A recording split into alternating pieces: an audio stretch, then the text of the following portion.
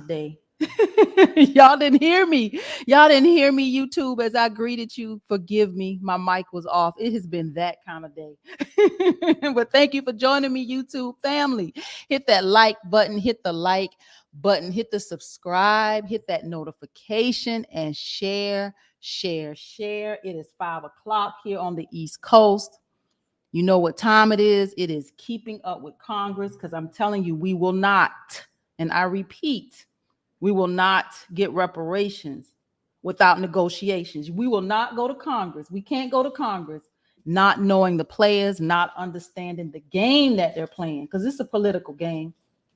And we're going to have our receipts in these political streets, right? Right. So let's jump all the way in. I see you two family. Thank you for joining me. Hit the like button, hit the notification button, hit the subscribe, and share. Let's dive in. You know, at the top of the hour, I always like to bring you reparations information. I try to keep you abreast of what's happening across the nation with reparations. These last couple weeks, it was nothing. So I've been encouraging all of you to stay in the fight. We're in some crazy times here in this country. This past weekend, I think this country just went over the edge. I try to stay out of the vaccination versus the unvaccinated. I tried to stay out of that. I tried, because I, from the very beginning, felt like this was a very personal decision. It is your personal choice. It is you and your doctor, your God. This is your decision. America needs to stay out of this, whether or not you take it or not. But since our president, Joe Biden, has decided that he was going to make that decision for us, your girl ain't going to be quiet. My silence is over. I will not be quiet. I will not. And I'm going to work alongside those. And it ain't about party lines. This is about our country. This is about us standing up against what could become a dictatorship, some sort of authoritarianism that we embarking on. I don't know what this is, but whatever it is un-American. It seems to be unconstitutional, but we're gonna fight. I'm gonna work alongside everybody and anybody who's gonna be on the other side of this. But I'm not gonna get on that. I was on that all weekend. I'm trying to come out of it and get on the other side of it. Like, how do we move forward? Because I'm always solution driven. So let's do Keeping Up with Congress, y'all. Let's dive in. Again, I like to bring you reparations information. So if you can see my screen, I will actually make it larger. This is about the Bruce Beach. I think we've all heard about this property in California, but let me make my screen larger so you can all see what we are working with here. Y'all, this ad, I'm sorry, it's pretty junky.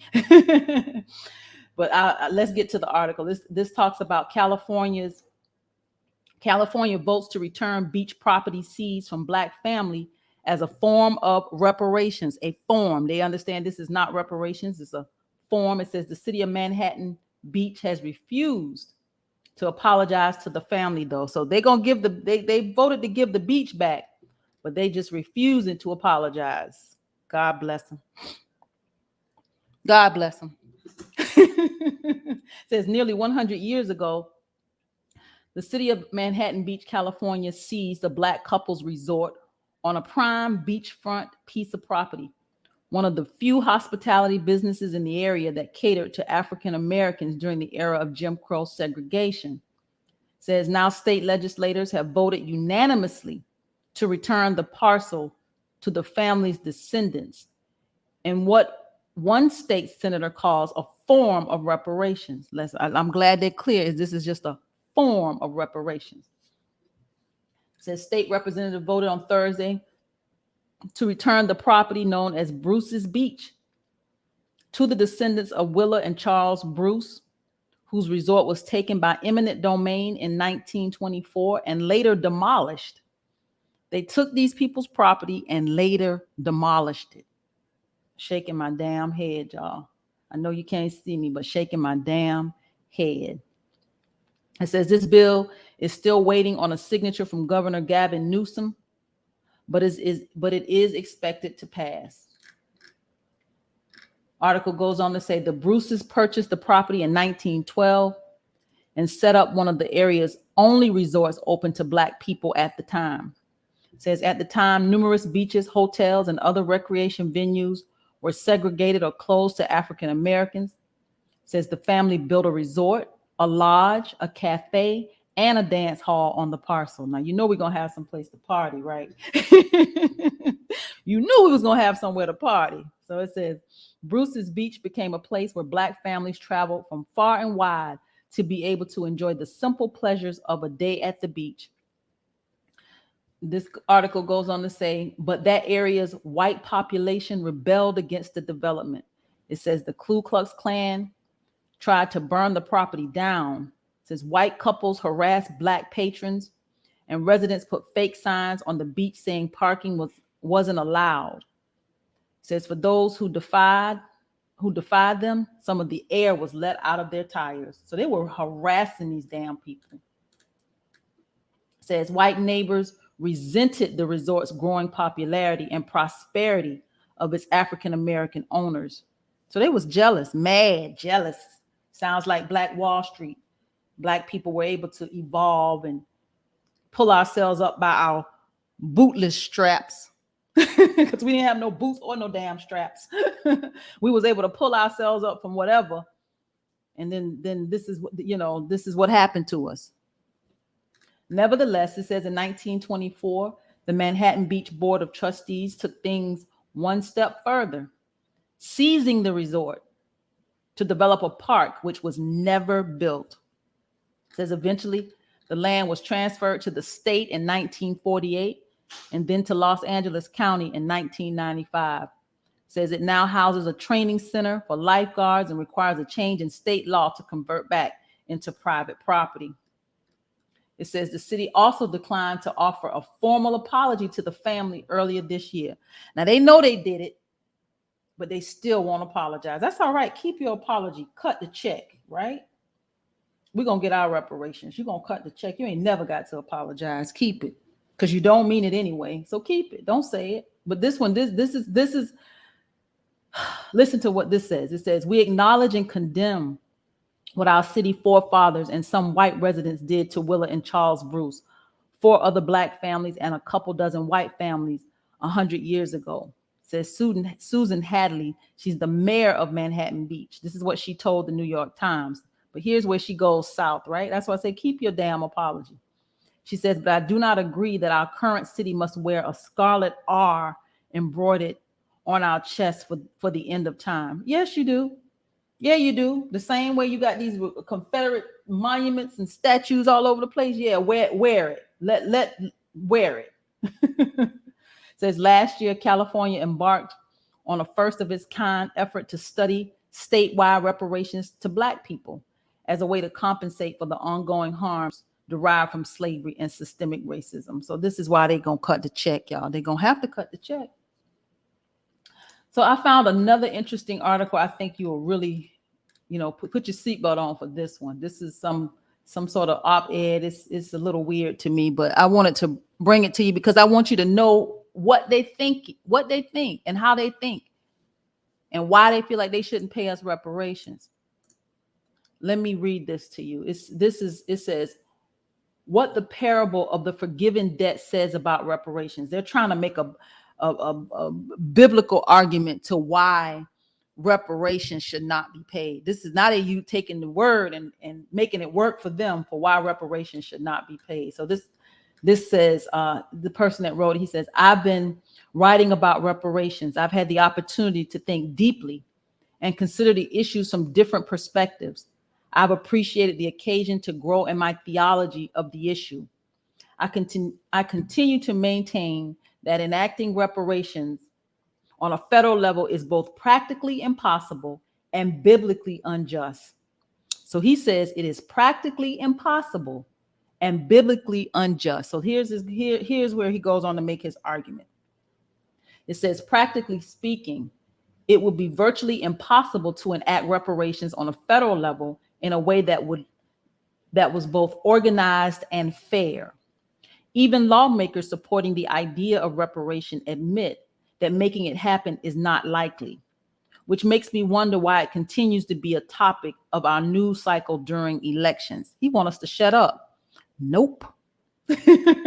Nope. Goes on to say, biblically, there's nothing just or fair about making people that never had slaves pay restitution for the crimes and sins of people many generations ago. Such an idea violates numerous biblical principles. But one aspect of this topic that I have not discussed is forgiveness. So he goes on to quote, y'all, Matthew 18:21 through 25. So that's his argument. I'm not going to go into the Bible verse about it because I'm not going to let y'all be twisted in y'all thinking, because he's twisted in his, not because he is twisted. But it goes on to say that's his biblical references, Matthew 18:21 through 25. But he goes on to say, as Christians, we have been forgiven an internally insurmountable debt. So he's saying we've been forgiven as Christians. All of our sins have been washed in the blood of Christ, and our redemption and atonement have been secured. Our debt was so large that no amount of works, no amount of self-atonement was possible. We were utterly hopeless. But then Jesus secured our forgiveness. He goes on to say, how can we who have been forgiven so much refuse to forgive anyone else?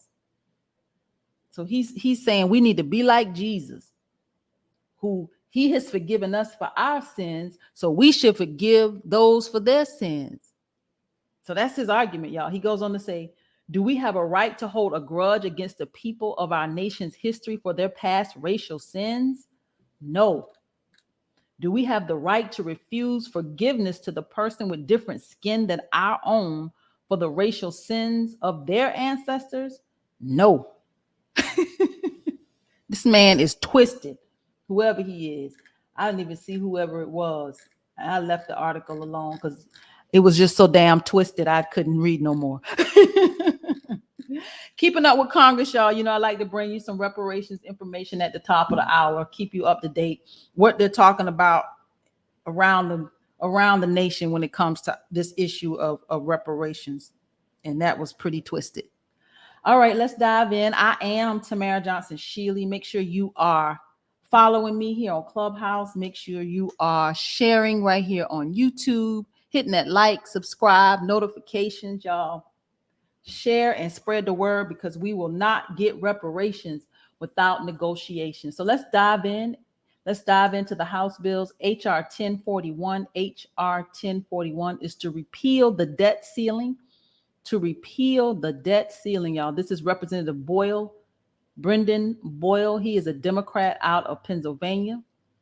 It says this bill repeals the public debt limit, which applies to most debt held by the federal government. So I wanted to understand what this Democrat was talking about repealing the debt ceiling. So I went to his press release. I'm glad most of them, for the most part, they do have press releases specific to their bill. So this makes it a little easier to understand what they're really talking about. It says the debt ceiling is a statutory limit on the amount of national debt that may be issued by the U.S. Treasury after it has spent and incurred that debt. It ultimately limits how much money the federal government can borrow to pay its own bills. So it says, this is Representative Brendan Boyle. He says, I have not wavered from my stance that the debt ceiling and its recurring problems and crises that accompany it are completely avoidable. He goes on to say the problem with the debt ceiling is that it does nothing to address the problem of government debt and only serves as a political tool for political parties. It says repeated threats of government shutdown and debt default are unnecessary and problematic, to say the least. It is a self-inflicted problem we can fix by simply doing away with the debt ceiling, like so many other countries have done. It says Congressman Boyle's bill would repeal the statutory debt limit that sets a legal limit to how much the Treasury can borrow. So, I'll have to dive into that. And those of you that understand the debt ceiling, you would have to educate me more because I don't know where he was going. Keeping up with Congress, y'all. HR1042, HR1042 is Protecting Critical Infrastructure Act. Protecting Critical Infrastructure Act. This is Representative Buckshon, Representative Larry Buckshon. He's a Republican out of Indiana, y'all. Republican out of Indiana.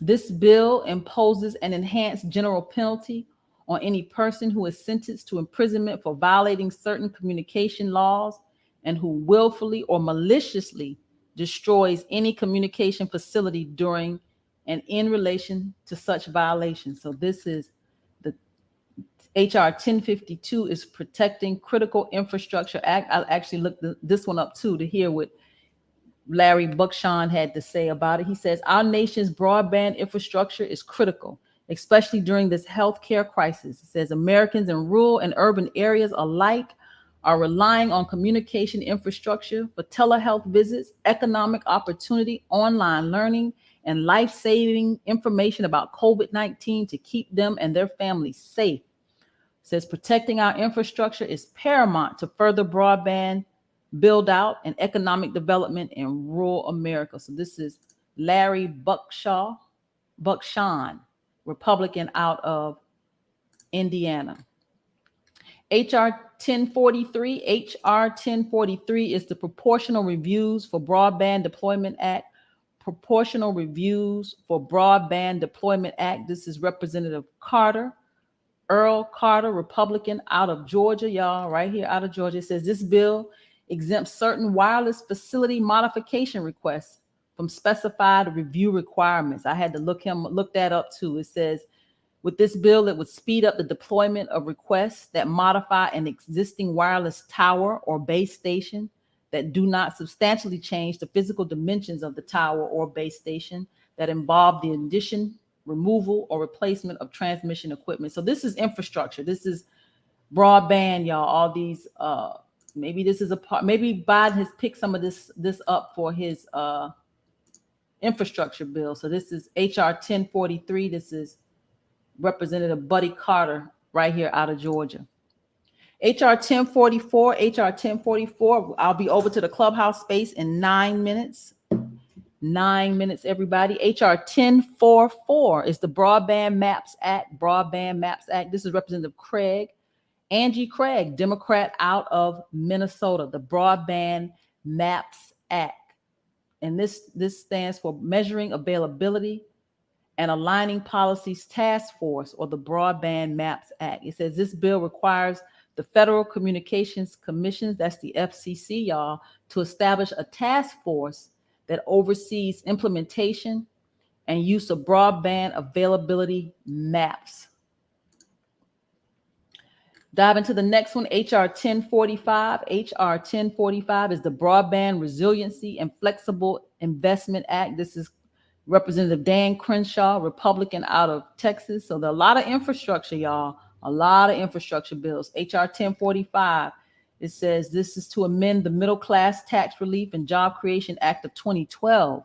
It says to amend the definition of eligible facilities requests to codify the 60-day time frame for certain eligible facility requests and certain eligible telecommunication facilities requests, and for other purposes. So infrastructure, y'all, infrastructure, HR 1045. And let's dive into these Senate bills. I'm coming over to the clubhouse space in 8 more minutes. If you have not gone to my website, what you waiting on? I got some fun fundraisers, y'all. Some fun fundraisers. Please get on board. Please help us get to the United States Senate. This is it. We are all that we have. So let's dive in. I got 5 more bills, about 7 more minutes. Senate Bill 606. Senate Bill 606 is the Respond Act of 2021. Respond Act of 2021. This is Senator Jeff Merkley. He's a Democrat out of Oregon. It says this bill addresses issues related to the impact of climate change on the economy, including federal retirement plans. And I'm like, I didn't understand this correlation between the climate change and federal retirement plans. So let me just read a little bit further, y'all. It says the Federal Retirement Thrift Investment Board must establish an advisory panel on the economics of climate change to advise on how the board may invest in clean and renewable energy and make investments in a manner that helps ensure net zero greenhouse gas emissions in the United States by 2050. It says the board then assesses whether implementing low carbon investment strategies is profitable and consistent with its duties. It says if the board cannot implement such strategies, the bill establishes the Climate Choice Stock Index Fund as a part of the Federal Employees Retirement System Thrift Savings Plan. It says this fund is established as an investment portfolio that performs similarly to other planned index funds, but does not invest in fossil fuels. So, y'all, this is making sure that those monies are there with these retirement plans, investing in clean and renewable energy. This is the Restructuring Environmental Sound Pensions in order to negate disasters act of 2021. So this is the Respond Act. Senator Jeff Merkley, Senate Bill 606. Senate Bill 607. Senate Bill 607, it says to end the Speculative Oil and Gas Leasing Act of 2022. This is Senator Cortez Masto. We see lots of bills from her. Catherine Cortez Masto. She's a Democrat out of Nevada. It says this bill specifies requirements for the leasing of oil and gas resources on federal lands. So this is Senator Cortez Masto, the leasing of oil and gas resources on federal lands. Y'all, Senate Bill 607. Senate Bill 608 is Keeping Critical Connections Act of 2021. Keeping Critical Connections Act of 2021. This is Amy Klobuchar. Amy Klobuchar, we all know who she is. Democrat out of Minnesota. She ran for president. Y'all remember Amy. Minnesota wasn't having it. They shut her down. Keeping Critical Connections Act of 2021. This bill provides funds with which the Federal Communication Commission shall reimburse small business broadband providers for costs incurred during the COVID-19 emergency. It says emergency period to voluntarily, one, provide free or discounted services to students in need of distant learning capacity, or two, refrain from disconnecting low-income households that cannot afford to make a full payment. So it's putting some monies aside to provide free or discounted services to students for learning, or making sure people's services aren't cut off. So this is the Keeping Critical Connections Act of 2021. I think Amy was, if y'all correct me, I think she just got, she was that her that had breast cancer? God bless. I think that was her. I'm trying to remember. God bless. 609, Senate Bill 609, just a couple more, y'all. This one and one more. 609. It's the Ruby Mountains Protection Act. Senator Cortez Masto, Catherine, Democrat, Nevada, y'all. It says this bill withdraws approximately 300,000 acres of federal lands and interest in identified land located in the Ruby Mountains in Nevada from operation under the mineral leasing laws. So this is Senate Bill 609. This is Ruby Mountains Protection Act. This is our last one, y'all, for the afternoon. We are almost at the half hour. Senate Bill 610. Senate Bill 610. This is the Dr. Lorna Breen Healthcare Provider Protection Act. Dr. Lorna Breen Healthcare Provider Protection Act. This is Senator Tim Kaine. Senator Tim Kaine, Democrat, out of Virginia. It says this bill establishes grants and requires other activities to improve mental and behavioral health among healthcare providers. So this is the Dr. Lorna Breen Healthcare Provider Protection Act. We did it, y'all. Couple more minutes, y'all. Couple more minutes. I am Tamara Johnson Shealey, y'all. We are 2 minutes away from the half hour. I just want to thank you. I want to thank you for joining me. Thank you for showing up. I am here Monday, Tuesday, Wednesday, Thursday, 5 p.m. to 5:30, right here on YouTube, 5:30 to 6. I am over in the clubhouse space. I'll be over there in a minute and a half. And this is where, we are very intentional about what's going on in Congress. Again, we will not get reparations without negotiations. We have to be mindful that we can't go to Congress and not understand what's happening. We got to follow these bills. We got to follow these legislators. I told you I take very special interest in 4 areas: food, air, water, and land. Food, air, water, and land. Very special interest in those 4 areas, because everything else, y'all, we can negotiate, but Congress gonna have to get it right with food, air, water, and land, right? I told you that we see a lot of bills, but we see a lot of abortion bills, a lot of veterans bills, immigration, national security, gun legislation, streamlining the processes. They kind of, we kind of see a rhythm. We kind of see where they kind of focus, right? But again, we will not get reparations without negotiation. So we can't go to Congress not knowing how this game is played and not knowing who these players are, right? So go to my website, participate with the fundraisers, make a donation, join. There's a lot of join my email list. There's a lot that you can be doing on the backside of this campaign to help May 24, 2022, the Senator Reverend Raphael Warnock. That seat is ours. Quiet as a church mouse. That seat is ours. It's ours. I feel like I have been prepared for such a time as this. As you know, this is not my first, not my second, not my third, not my fourth. This is my 5th consecutive run for office. 1, 2, 3, 4, 5. I didn't come to play this time. And I wasn't playing every time before, but I believe this is it. I know it is. I know it is. So go to the website, be a part of this campaign. I am Tamara Johnson, Shealey Clubhouse. I'm coming over there. It is right at 5:30. I thank you for joining me. See you tomorrow. Thank you for tuning in for Keeping Up with Congress. I am Tamara Johnson Shealey, your candidate for the United States Senate.